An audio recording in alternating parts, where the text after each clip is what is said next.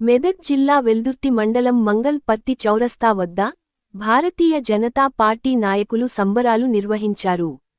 Graduate MLC అభ్యర్థి అంజిరెడ్డి, ఉపాధ్యాయ MLC అభ్యర్థి మల్క కొమురయ్య అత్యధిక మెజార్టీతో గెలుపొందడంతో ఓబీసీ మండల అధ్యక్షులు వెంకటేష్ ఆధ్వర్యంలో టపాకాయలు కాల్చి, మిఠాయిలు పంచుకొని సంబరాలు నిర్వహించారు.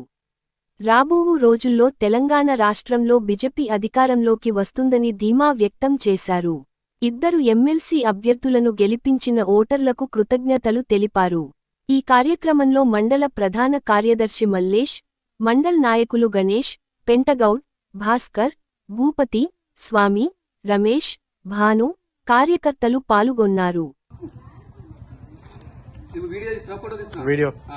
భారత్ మాతా కే జై, భారత్ మాతా కే జై. మాకు చాలా ఆనందకరం.